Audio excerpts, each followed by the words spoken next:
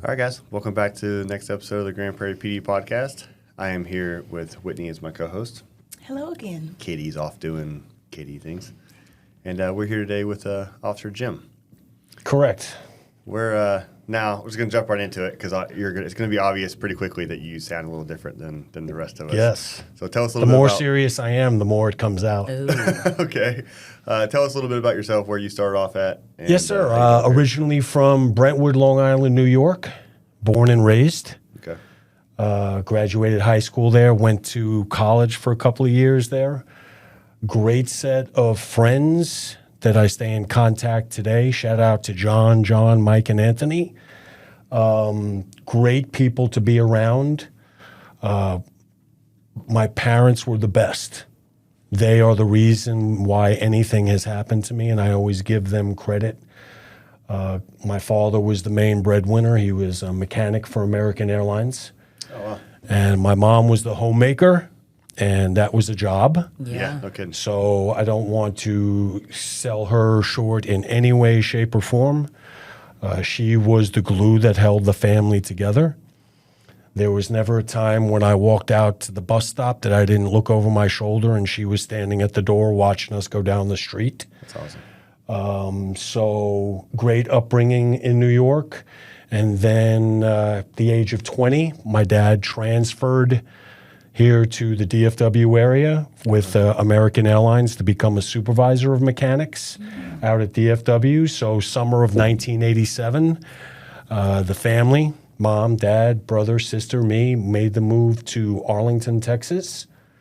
And we knew a little bit about Arlington because I had an aunt and uncle and cousins that lived here. So I had been here a few times. Yeah. Growing up, not enough to say comfort factor. Sure. But that's how the trip to Texas started as a 20-year-old, and I've been here ever since. Texas is my home. New York is where I'm from. Okay. And that's the way I look at things in reference to that. Let me ask you now, just for those of us who are from Texas, and I went to New York for like 6 or 7 hours.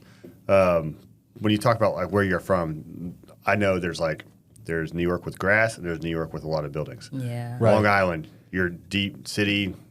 No, it's just Long Island is basically one big suburb of the city. Oh, okay. Yeah, if you can think of the Metroplex, that's what Long Island is, but it's an island and we're surrounded by water. Gotcha. So you have a very much a beach water feel that I remember. Actually, it's one of the things that I realized that I missed once I was gone. Right. The beach, the water, going fishing out on the ocean. You kind of take it for granted when you're living there. Yeah. But when there was separation, that was one thing that I realized, God, this was really cool that I didn't experience enough of when I was living there.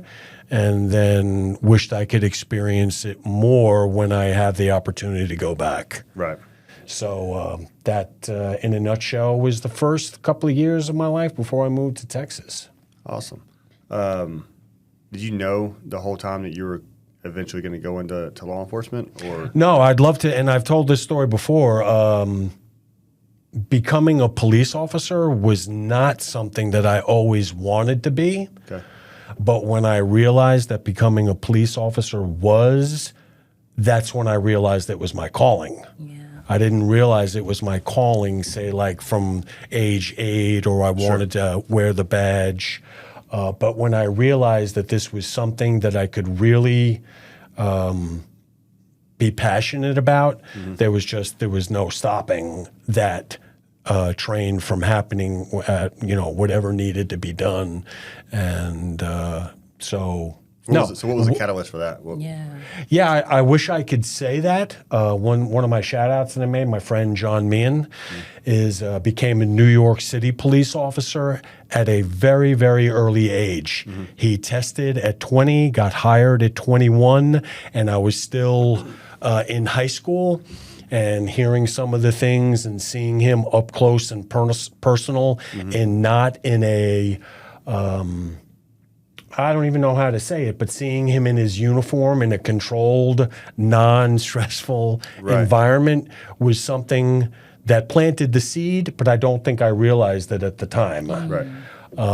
It wasn't until I went to college and gravitated towards constitutional law classes, civil rights, Miranda, things along those lines, where that started taking hold. Right. And law school was never an option. I was, That was not, one of my questions. never smart enough for that. Went to the University of Texas at Arlington, started out in their paralegal program that they did away with my senior year. And I just transferred everything over to a pre-law political science degree.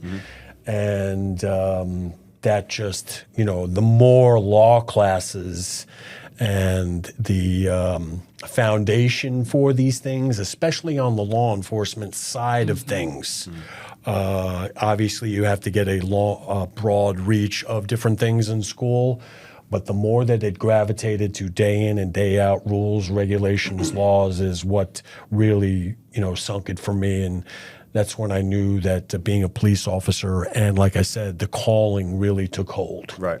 That's interesting because most people don't get exposed to the legal side and the academic side, and that's what kind of gets the hook in. Yeah. Usually it's like, I want to go drive cars fast, I want to Yeah. kick in doors, do all that kind of stuff. The action. That's interesting. You kind of had that other perspective. And I don't want to just lay it all on those few little instances. Looking back, and I thought about that trying to prepare mentally for the podcast, was that there were things, and my parents, like I said early on, the older that I get, the more of a grasp and understanding the things that they did for me at a young age, the things that I was seeing them do, the things that they were telling me to do and making me do, was all the foundation leading to the career path that I had. Really? Without question.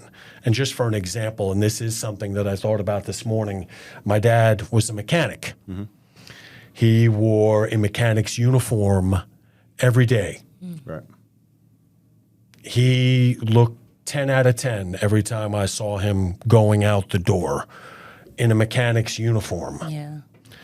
And one day I got a chance to go to work with my dad. I know the exact date and time. It was the last day of the summer prior to 6th grade.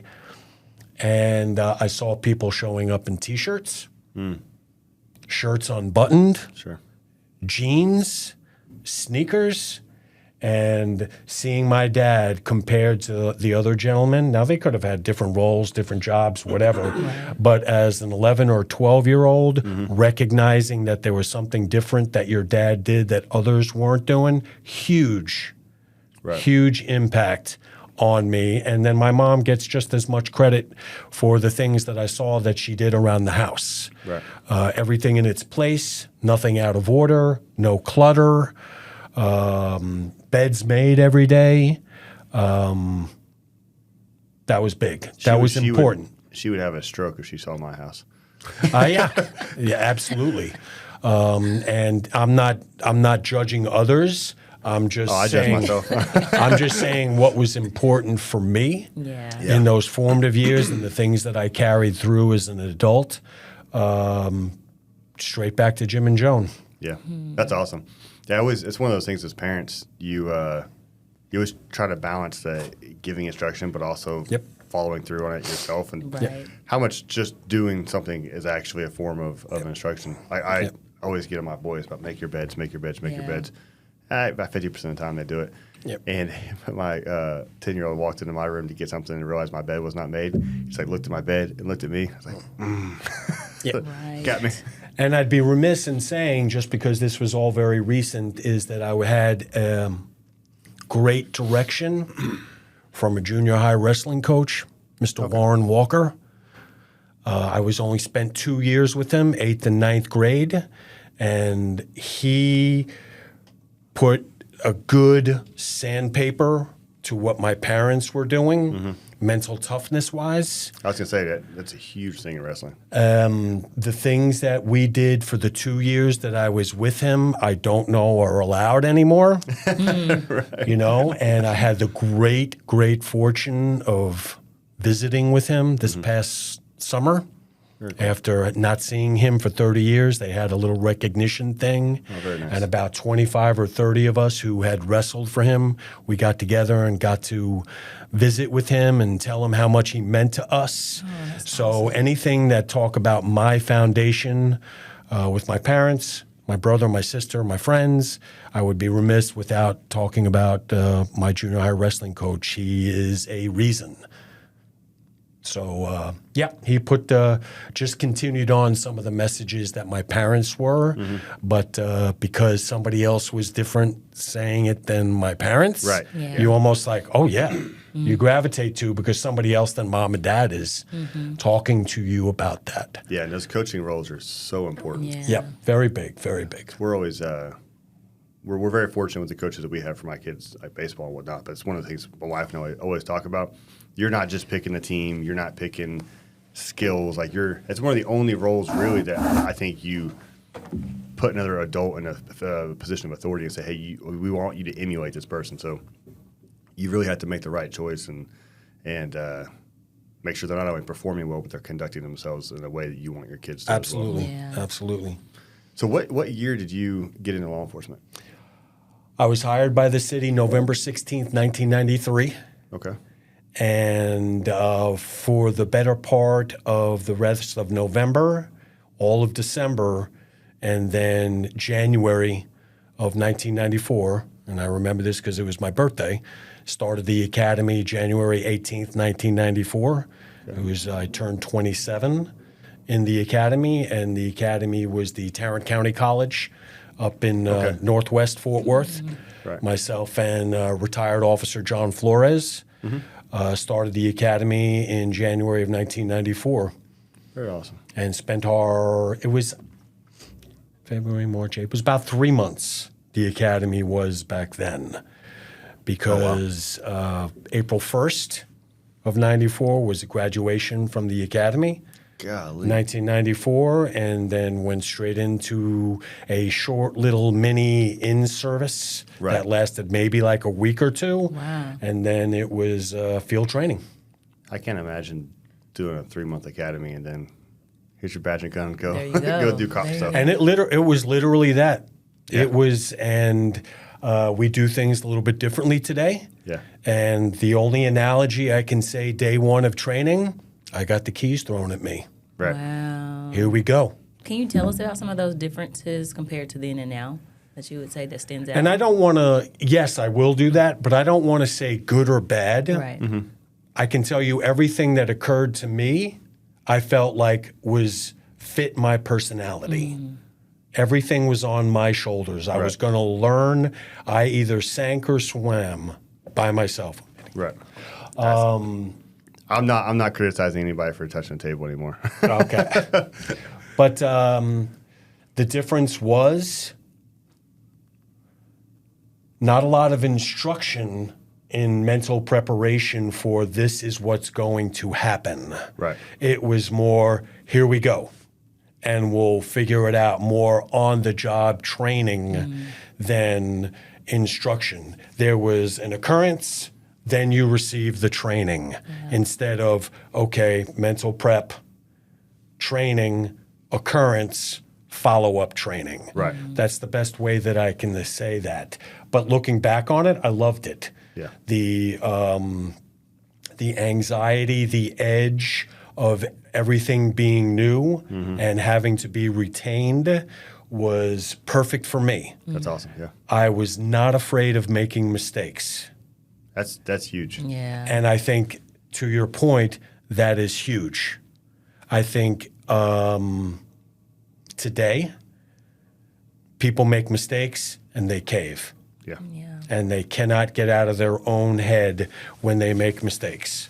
No matter how much I tried to talk about that or instruct upon that, whether it be in the classroom as the academy coordinator or in the field as a FTO, a certain age group, a certain generation could not handle mistakes. Was it our That generation? would be that would be, no, I wouldn't think so. It was definitely towards more of the end of my FTO career. Oh, okay. So I would say that would be the big difference. Yeah. I think we do a lot more to put people in positions of success early in the hopes that they can handle the pressure.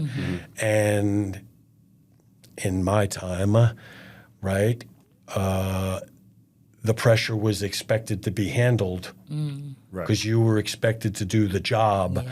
and I gravitated to it. Yeah. I learned from my mistakes. I learned from other people's mistakes.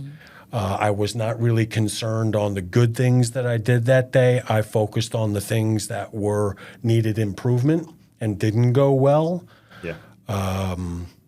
And that's me. Yeah. And, you know, I don't want to, I'm trying to answer your question about the differences. I'm sure there are more, but I'd want to focus more on the positives. Yeah. But there is a difference, as I'm sure there was a difference between the generation before me Right. and my generation. Yeah. My father-in-law is a retired Grand Prairie sergeant. Oh, cool. He was a reserve first. Wow. He hit the streets with the penal code, worked, and then they sent him to an academy. No joke. Golly. Wow. Just And a this is liability, isn't it? mid 70s, late 70s. Dang. So there's, you know, you start taking those 10, 12, 15-year jumps, Yeah. things are radically different. Definitely. Yep. I hate to interrupt real quick. Kyle, are you hearing her mic? Yes. You're hearing her? Okay, cool. I'm not. I just want to make sure hers is working. You're not hearing. No, which is fine. I just want to make sure that she's getting through. Thank Are you. you I was hearing like- her, Jimbo? Can you hear Second? me? Are you hearing her? Can you hear when I'm talking? Yes, I can hear you. Like through the Yeah. Okay, cool. Yeah. All right, cool. It's just mine. I just want to make sure because you hadn't talked a whole bunch, but then you said a couple things. I was like, oh no. Thank you. Now, as far obviously, there's a lot of changes over the years, Yeah. but like one of the things that defines, I guess, my generation and then the one coming after me is some of the use of technology. I imagine you've seen that change drastically over the years. What were you looking at whenever you first got in a squad car? You showed up for your first day. You mean visually wise in the car? Right. Yeah. Just like Yeah, because like us, you know, we're logging in the computers. We're getting there's logins for everything. There's license plate readers. There's internal report systems.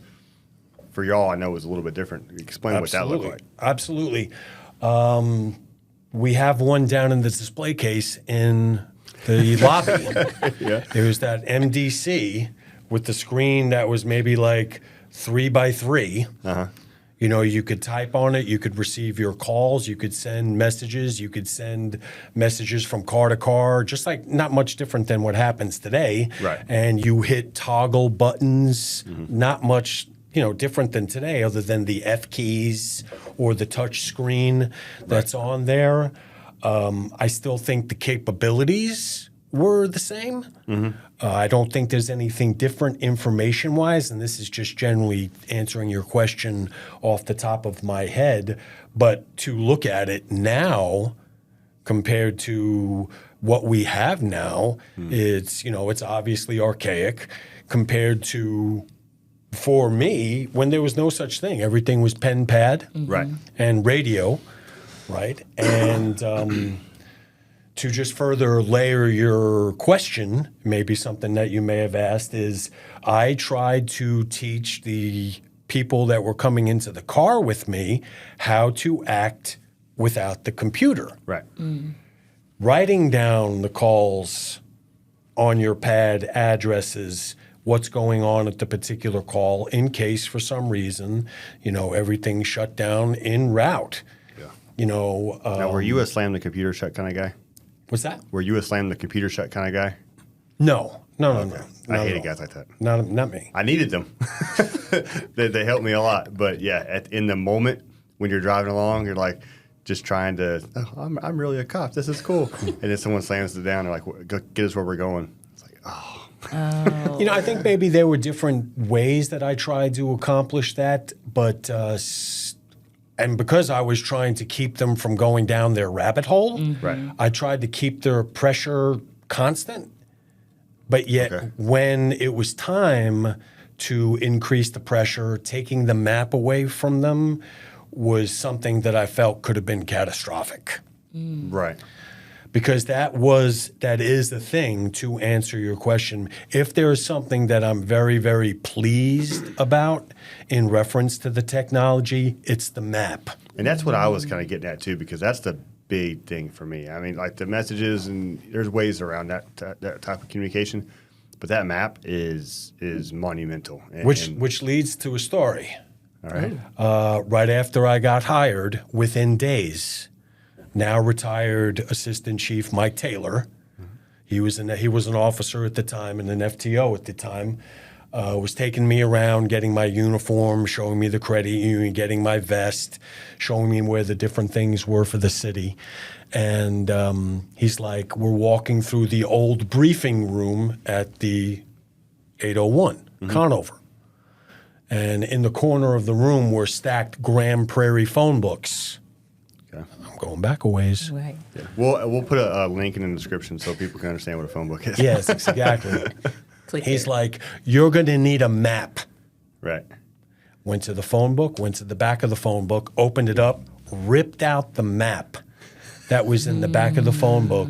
And that was my map for the first 7 weeks of training That's hilarious. until Officer Wallace threw it out the window on South Carrier Parkway one day. Because it was so antiquated and not working. He was getting very frustrated with my map work. And I thought I'd died and gone to heaven when I went to the Mapsco store and bought a Tarrant County map and a Dallas County map, That's awesome. which didn't totally eliminate the stress. Yeah. Oh, no. Because now I need 2 books. Right. Right. So if I crossed over from Dallas County, or I was in one and had to go to the other, or vice versa, now I have to use 2 books to get where I'm going. Right. Once again, mental stuff that was great for For me, you, yeah. but I'll speak for myself. I enjoyed that mental challenge Right. of those things. Successful sometimes, not successful some other times. So I felt like those challenges of lack of technology helped me. Yeah, that's awesome. Yeah, when I was in the academy at my last agency, because I come up from a family of law enforcement, I knew generally what was going to be in a squad car. I knew we were going to have maps, and so they're really drilling us on this Mapsco, and I was like, I did what I needed to do to pass, but I was like, I know I'm not going to need it, and then I trained at a place in the city where it was very old school mentality. Yep. I think my first phase trainer, I think, had 20-something years on. Some of my relief trainers were mid-30s. And first day I got in, he's like, don't even turn on the computer. And he's like, where's your maps Right. go? He's like, no, you're gonna use a maps go until you can show you can use that. Then we'll advance. I was like, shit. I really should have paid attention. And I think, in reference to your comment about putting the computer laptop down, I felt like geography was something that would come. Right. Yeah. After you've gone up and down South Carrier Parkway, maybe on the 11th or 12th time, you would get where it was at. So I felt like it would always come. I tried to focus a little bit more pressure and tension in other areas. Okay. Where I felt like, okay, map is tension 10 times 10, especially if you're not from this area. Why make it unbearable and just try to be a little bit more forgiving about it, as long as it wasn't catastrophic, Right. where you passed the street 2 or 3 times. But the map was something that I thought was a huge get, to help the training aspect of it out. Yeah. Now, how long were you a trainer? In the field, I guess, a field training officer. Yeah, I try to think back to that because each time I was in patrol, left, and come back, I would train. Okay. So I was 3 stints in patrol, Okay. 3 stints in ISB, Right. 16 years in patrol altogether, 12 years in ISB. And so I probably trained, and please don't hold me to it. I didn't keep track. So I'm going to say somewhere in the area of 10 to 12 years that I trained. out in the field with the new recruits. And then when I was in ISB, I was an investigator for 7.5. ISB, for anybody not spun up, is the Investigative Services Bureau. Your detectives. 7.5 years, narcotics and financial crimes. Very cool. 2.5 with criminal intelligence, and then 2 and change with the personnel and training. Very cool. Now, you did personnel and training pretty recently. That was the last 2 years of my career before I retired. Gotcha. Now, what the differences in patrol and whatnot are obvious, technologically speaking, socially, everything. But as far as like detective work, I know like we'll watch some of those documentaries, the homicide detectives back in the 70s and 80s, and I compare that against how I do my job today. And if I can't find somebody on Instagram, it's kind of a pain in the ass to solve a case. How different was it back then as far as doing detective work versus some of the what you see today? Yeah. The best answer that I can give you to that is I left investigations before the real push of the internet and technology. Oh, really? I was in investigations from 2003 to 2009, 2010. Okay. We were Skyping with the judges to get signatures and swearing things out. And they had just started its infancy with the Dallas County internet thing of downloading everything. Gotcha. So I did not have a lot of contact with that. Being a narcotics investigator, usually everything was out in front of you. Right. Don't remember too much digging around of having to do things. And then financial crimes, everything was in the paperwork. Right. Everything was in the videos. I don't have much experience with interviewing.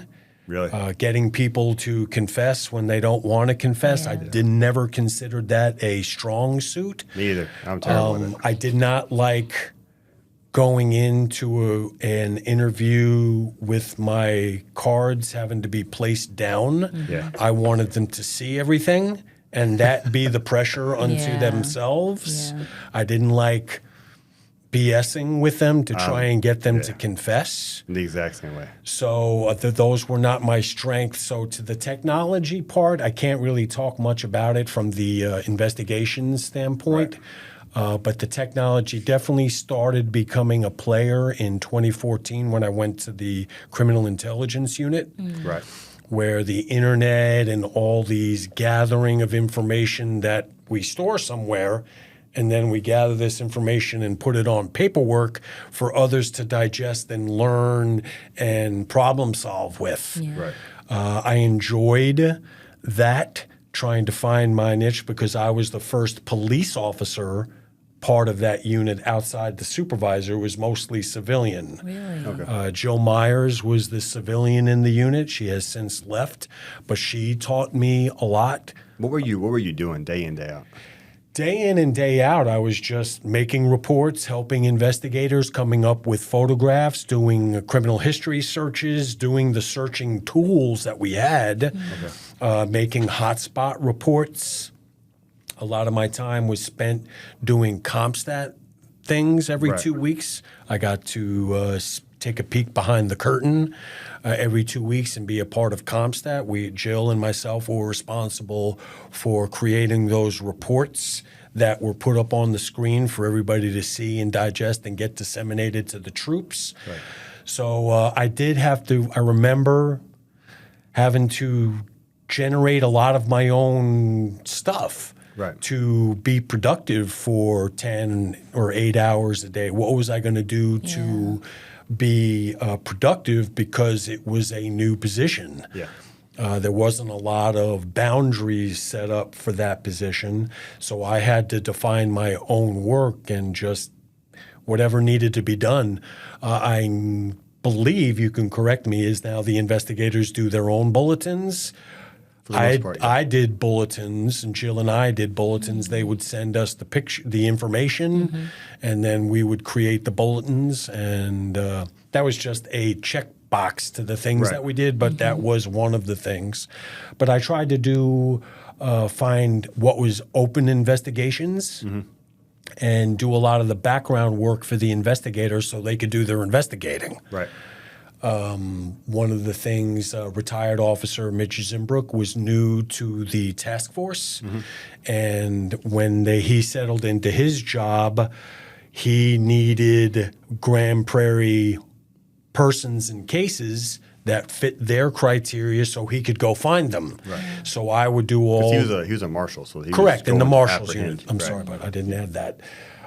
They were responsible for going after violent fugitives. So he gave me a criteria that fit what they needed for them to go do there, and I would feed him what was Grand Prairie Right. cases, active, open, suspects, and they would go do their thing. So that wasn't all the time. That was part the time. That was some of the things that came towards the end. Yeah. But those were just some of the things that I did in criminal intelligence unit. I imagine that's a pretty big adjustment from doing work like narcotics or Yeah. patrol, where you're more stationary. You're taking more of a support role. as It opposed was, to tactics. and there's a little bit of story that would be a story that I don't want to touch on. But when the position was pitched to me, it wasn't pitched to me as a desk job, but it became a desk job, and let's just leave it at that. I know exactly what you mean. Yep. Okay. So it was not meant to be, and it became Gotcha. Yeah. early.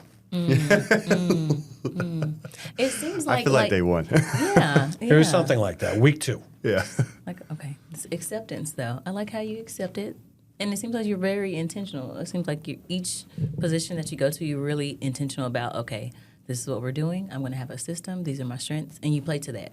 Yeah. So, Yeah, not I mean, everybody going can do back to that time frame, I definitely leaned on my parents' teachings and the upbringing and the mental toughness because of the realization that what was pitched was not what it was. I had to dig deep Yeah. to be productive Yeah. and not whine about it. That's what I was going to say, kind of what you're saying.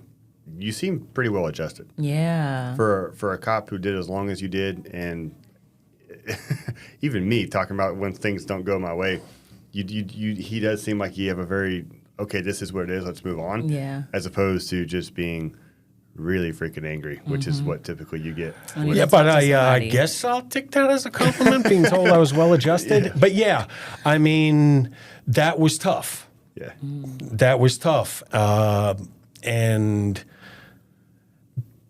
you have what you have. Yeah. And you can whine about it, and it can be a long 2-year obligation, or you just dig in, roll up your sleeves, and find work to do. Look for work. And once again, I had to lean on something that Officer Wallace told me very, very early on, and I tried to carry that through my entire career. It takes more effort not to work than to work. Yep. That's true. You actually have to make a conscious effort not to work, then do what you're supposed to do. And those two, I wouldn't say the full 2+ years, but getting over that mental hump that it's not exactly, but I feel like I could be a benefit to the team. Yeah. And you say adjusted, I say teammate. Yeah. And that's what I felt like. Okay, this is my role. I asked for this. I came to it. Okay, things aren't exactly what I thought. I'm still going to be the best teammate that I possibly can be. And that's what I did for 2.5 years. That's awesome. Where did you go from there? Back to patrol. Okay. I'd met my now wife while I was working in the criminal intelligence unit, the daughter of retired Sergeant Chuck Sager. And we started our life January of 2015. We first met. And we knew pretty early on things were going to head in a particular direction. And right shortly after getting married in December of 2016, I went back to patrol in January of 2017. Okay. And picked it back up with learning more new technology in 2.5 years were the difference. Yeah. The cameras, the body cameras, all that, all great things. That would have been brand new for you. Absolutely it was. And I loved it. Right. It didn't bother me one bit. I embraced it where I think others didn't like it. Right. Not really sure understood for that, but that's them.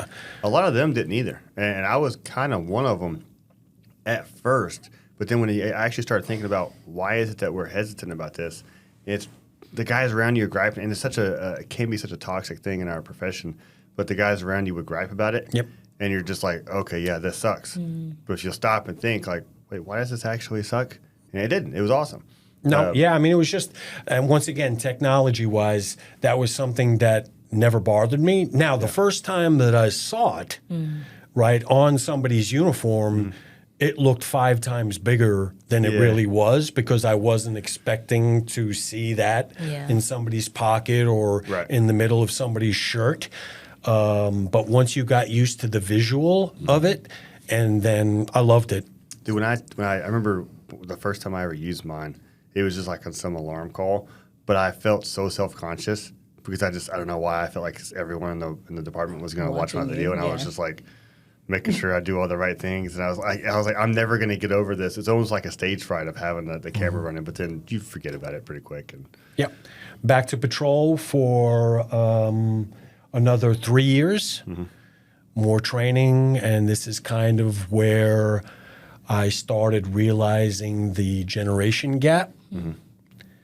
And what you haven't asked, but I'm going to say it, is that generationally, when I came into the profession, both as a young person and as a young police officer, I wanted to hear from the people who've been there, done that. right, I wanted to hang around my father and his friends. Yeah. I wanted to learn from the senior officers, even they were like, you haven't been here long enough yeah, go to sit be in table my over there. presence. Yeah, You haven't been here long enough to learn from me.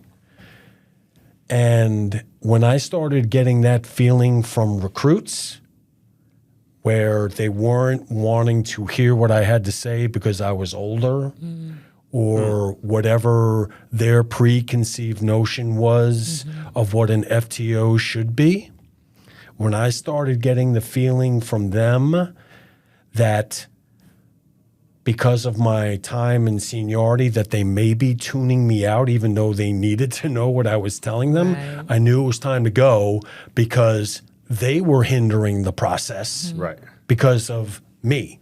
yeah, And I wasn't going to put my ego in the process and like, well, I'm staying here and you're just going to have to suffer. Right. I realized that if anybody was going to learn, if the learning process was not happening, Yeah. I had to remove myself from the learning process, even though I felt like it was to their detriment because I had something to offer. Right. And I wanted to be there and I wanted to be present for them and I wanted to put them in a position of success. But if they didn't want it, Yeah.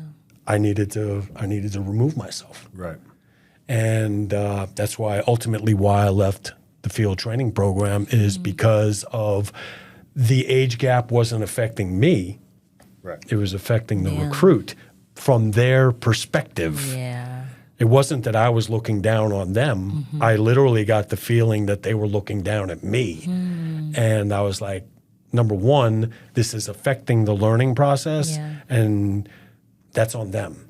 Right. Yeah. So I had to remove myself from that, and I'm okay with it because I felt like even with the last recruit that I had, I felt like I had left my mark. Yeah. And I never wanted, well, I can't say I never wanted to promote, but I knew that my promotion was being a field training officer. Gotcha. That's how I was going to leave my mark on the department.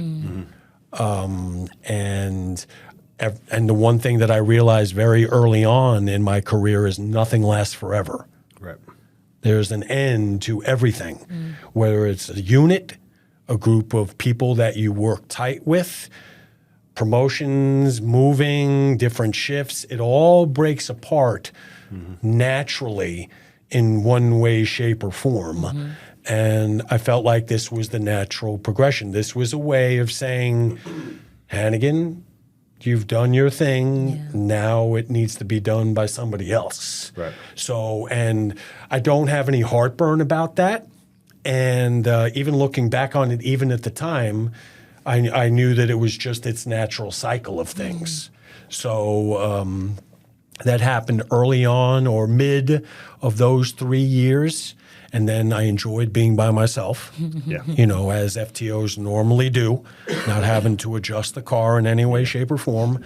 And then Or see that terrible call that you don't want and you hope that the dispatch doesn't give it to you, but you know that your recruit needs it. You're like, oh, damn it. Oh, But yeah. I guess that take is it. part of it. You can't, and yes, there are, I don't want to say, but as an FTO, you should long for those moments. Oh, you should, but on the inside, at least me. Maybe I'm a bad No, FTO, I don't know. no. But In no way, shape, or form am I perfect. Were there times where I was looking to be at the door at 1900 hours, and Right, we yeah. were there at 9 p.m. 2100 hours. But just to clarify for especially the civilians that are listening, I don't mean bad calls like I don't want to go help people, but like stuff that involves kids, like drunk accidents, stuff that just it's involved, and you know that your recruit is going to stare at you probably 11 or 12 times like they've just forgotten that they're a cop, and it's going to be a little bit painstaking. Right. So it's something needs to happen, and you do it, but it's something on the inside you're just like, please don't give it to us. And, once again, waffling back and forth. And, I try not to pat myself on the back too often, but I think the reason why I felt like I was productive as an FTO was because I remembered what it was like to be a recruit. Right. And those calls at the end of the shift that were hot, that could have easily gone to somebody who was taking over, were instrumental. Yep. One in mind that I think back periodically, regularly, on second phase on evening shift, right? It was instrumental to the ability to gain mental toughness throughout training and then on to being by yourself. It was a call that was at 5 minutes, 10 minutes before, and Officer Wallace looked at me and said, "If we go, it's ours." And I'm saying, "Let's go." Yeah. It could have been very And that's easy. that moment where he's looking at you saying, please don't say let's go. Please don't say let's go. But, it was even I as a recruit knew that was like, I needed this. Yeah. Right. This is not gonna the help me. everyday kind of call. And What was it was a shooting, self-inflicted gun, rifle. Young man took his life because of a girlfriend. Dang. And he looked at me. I looked at him. He goes, "We go. It's ours." I'm like, "Let's go." And it was so important that he showed me how to get there. He wasn't worried about me using the map. Right. He was worried about me getting there on the ground floor Right. and taking it all the way up to the top floor from beginning to end. He didn't want to deal with my extra couple of minutes of getting lost and refound. Right, yeah. He told me how to get there. So very instrumental, very instrumental. That's awesome. Yeah, it's definitely a balancing act with I actually, no, it was a stressful role, the FTO was for me. But looking back on it, I actually find I miss it a little bit. But what I miss is finding that balancing act of, like you're talking about, like with geography, something super simple is a big stressor, especially used to. A lot of guys made a big deal out of increasing that stress. But then you find it in certain calls, certain situations, you're like, okay, I have to reduce the stress here so we kind of get a little bit of added benefit from something like showing up the very first on scene. And that's what I loved about being an FTO. Yeah. Right? You actually can control the throttle, Right. right, of the learning process, to simplify terms. And the moment the light bulb goes off, regardless of whether it's throttle or having to back off, the important thing is that the light bulb went off in the recruit's brain pan. Yeah. Right? So very rewarding when you can see them, connect the dots, and then not just connect the dots, but figure out the diagram on their own the next time. Yeah. Right? So that was super big, super important. I like it whenever you hear that they did something good later on. You're like, yeah, I trained them. That's right. Yeah, you take and there's just no way around that. Yeah. Right? Including on the bad side. Like if they do something silly and you're just like, Right. whoever trained that guy. Yeah. if we get to it, there's going to be something that I'd like to say about that part. I'll say it now. Yeah. Is that right about the time I decided to retire in my brain, a sergeant got promoted here. And I was so excited for him because he was my first recruit. Oh, very cool. Sergeant Seitz, Doug Seitz. He was my very first recruit that I trained. Mm-hmm. And when he became a sergeant, I was so proud of him and happy for him. In a professional manner, I didn't want it to be condescending, right? Like, I'm so proud of you, like sure. parental alike Yeah, or something. Yeah. It's a very unique relationship, though, with FTO. So, and I'm connecting the dots in reference to feeling like you had something to do with it, Yeah. right? I feel like maybe I had a little something to do with it. Called him. That it just went over the email that he was getting promoted. Yeah. And I know exactly where I was. I know exactly what I was doing. And when I called him to congratulate him, he said some things to me that I was not ready to hear. And he blew me away with some of the things that he said, thanking me. And I was like, good things. yes, Okay. as in good things. Yeah. I was thinking, Wait, leaving me whoa, hanging. I gotta, Yeah, sorry, but like, I are we was finding a trying to like search and maybe search the Yeah. tone in my voice. yeah, I was trying to was prepare. connecting the dots on that. But yeah, he said some things to me that in an effort to thank me, that I may have influenced him so many years ago. That's awesome. Because I think that, I don't know if everybody goes through this, but I know I did, especially when you're about to turn that final page, you ask yourself, did I really make a difference? Mm-hmm. And he answered that question for me, and I was not prepared, and I will be eternally thankful for him because I didn't have to worry anymore on, well, did I make a difference? Did I happen to influence anybody, or did I save somebody, on the other side of the fence, citizen-wise? Mm-hmm. But knowing that in a whatever shape he processed it, that I was an asset to him through his career. But, as we all know, they're the ones that do the heavy lifting. Right. But if I had a little something to do with it, and to find that out was rewarding and moving at the same time. That's awesome. Yeah. If you still have any kind of influence over him, you should talk to him, because I tried to get him to come on here. Yeah, 'cause I think it'd be a great conversation. He I think so too, bud. I think so too. And on that note, I think you guys are going to have fun with retired officer Askin tomorrow too. Me too. Yeah, I really don't know him too much. Yeah. But first time I met him, we had a conversation about we were both on the elevator for some reason, and we were both talking about how much we freaking hate elevators. I was like, I like this guy. Yes, he has Weird thing to some bond awesome over, stories. but Very good. I had something I was going to ask you. I wanted to ask about just more so for people that are interested in law enforcement and considering all of your experience, what are stands out to you as far as best advice if you're really thinking about doing law enforcement for the long haul and want to be able to kind of move around and change different departments, just from your respective advice-wise? Great question, and I thought about what my answer might be if that question came along. My experience tells me that the people that sign up for the test make it through the hiring process, show up first day in the academy, that they know that that's what they want to do. I don't think everybody is doing that, both civilian-wise and law enforcement-wise. I think they're thinking about it. I think they're dipping their foot into the pool in the hopes that they like it. And regardless of what era you're talking about, whatever generation we're talking about, you have to be fully committed to the process. Yeah. And I'm not seeing it.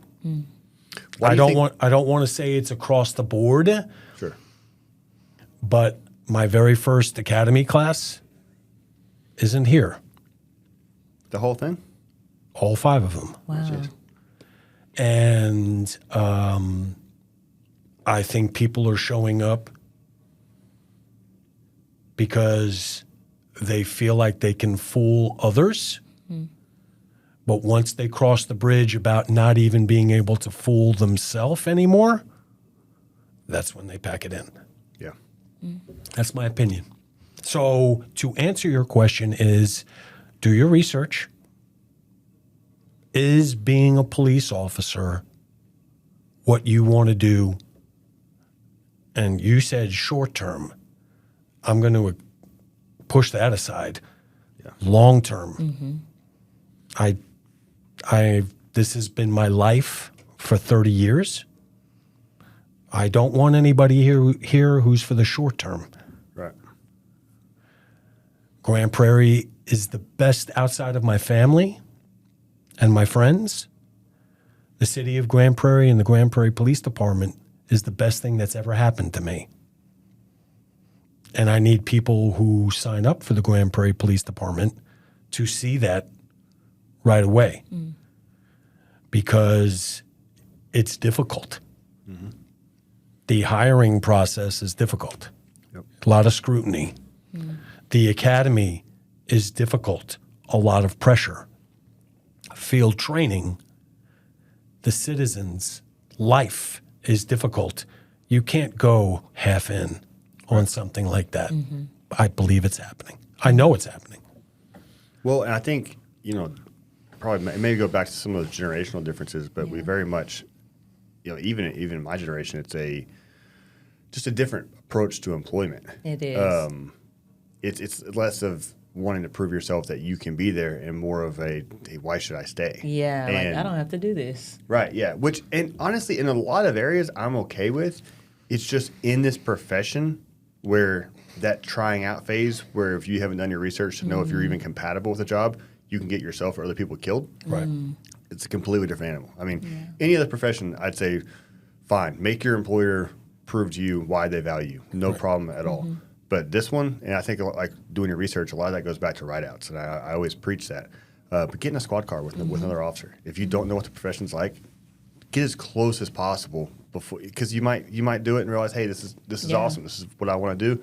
Or you might realize I don't really think I can do that. That's what happened with me. I mean, in fact, Really? in Colorado, because once I did the ride along, I was like, yeah, no, I really have a heart for working with victims. Right. I want to stay back, like not go to the next call. I want to sit here and talk with the victim. So I Right. realized I needed to get out of the process.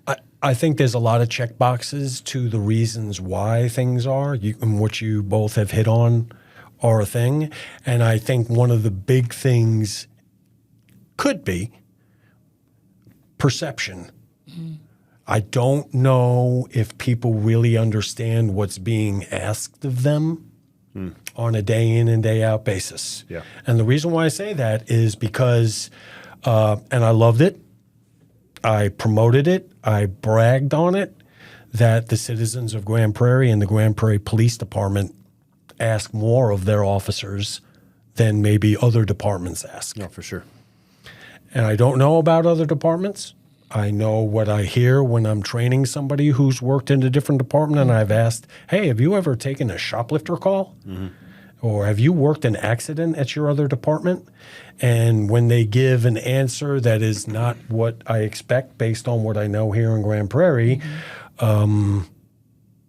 people's perception needs to be more in line with how things are done here and how things are done as a patrol officer. I think people think that they're going to be fighting crime for 12 hours a day, when I will tell them that they are going to be more a social worker through the course of the day Right. than they are a crime fighter. Yep. Reality. Yep. You're interjecting yourself into argument after argument after argument, or crisis after crisis after crisis. And I think that's the thing. I think the mental health part of the world that is so prominent today, which, and I was having a discussion about this the other day. I was scared to death going to Parkland as a new officer. Where's Parkland? Oh, just get lost. Where's the psych ward at Parkland? What floor do I have to go to in Fort Worth at JPS? Yeah. Now, you know, within days, and the frequency of going to them, Right. that's an indicator that things are a little bit different. Yeah, that's true. You know, the social worker making sure everybody gets that you're wearing different hats Yeah. on a regular basis, day in and day out. And I think that's where the perception is a little maybe not correct Yeah. with people coming to the profession, regardless of where they're going. Yeah. But for sure here in Grand Prairie, because what is asked of us. You know, I kind of had an opposite experience from you, at least like when doing interview boards and whatnot when I was an FTO, that I was amazed by the number of people that didn't realize just how many dynamic situations we find ourselves in and violent situations we find ourselves in. The number of people that when you would ask them about getting in a fight on duty, or how often do you think that happens? And a couple of times a career. Or you would ask them, do you think if push comes to shove, you could, fire your weapon at another human being? And the answer is no. Like, I wouldn't find myself in that situation. It would blow my mind. Like and maybe it was just the time frame that I was doing it, but there was a big push into, I guess, more the humanization, where there's a big PR push as far as like the dancing videos and some of the showing the human side of policing, which was fine. But I think it kind of resulted in people coming in with this idea that that's what they were going to be doing at work. Right. And yeah, there was just a disconnect as far as how often you're going to find yourself in very dangerous situations. And we can go back and forth on this, and I understand your point, but at some point, yes, frequency. All right, as a new guy, I'm sitting on the review board at the time. It's like, I'm not going to be able to give you an answer to that. Yeah. But I knew it was going to happen. Correct. Yeah. I don't know if people realize those things are going to happen today. Right. Yeah. That's the scary part. Yep. We're along the same line of thought process as a new guy sitting on the table across from the four people. It's like, yeah, I know it's a thing, but I don't know what the frequency is. Right. I don't know if people know it's a thing. Yeah. And it's all we can do is just keep putting our foot forward on those things and hope that the recruits educate themselves. Right. Now we're going to let you go here in a minute, but I want. I thought we had so much more stuff to talk about. We always do. We always do. How's retirement? Retirement was short. Okay. And this is going to be a little bit of an involved story that Officer Logan has heard a couple of different times. All right. Is that when I was retiring, the position for background investigator was becoming available. Okay. But it wasn't going to be posted until October of 2022, and I was retiring June 1st of 2022. Okay. So they asked me if I was interested, and I said absolutely I was interested in it. From the standpoint of not being a police officer anymore, but yet contributing to the cause, Right. it couldn't have gotten any better for me. Yeah. And then after doing about 30 seconds worth of research, TMRS, our retirement system, doesn't allow you to go back to your home department where you worked full-time until 1 full year. Really? True. I wonder why that is. They consider it double dipping. And I won't go any more than that. Okay. The rest is just opinion. Okay. Right. So there was a couple of months where it looked like this wasn't going to happen. Talked with Sergeant Smeal, Lieutenant Paulson, Chief Leonard, Chief Morris. It didn't look like it was going to happen. So, went on our way. I totally understood. This is something that they wanted to have happen.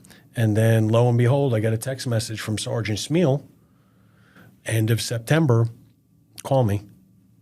Hey, would you be interested in coming back part-time and then full-time when the full year was up? And I talk about, for the second time, as it relates to the city of Grand Prairie, jumping out of my skin at the opportunity to come back and contribute.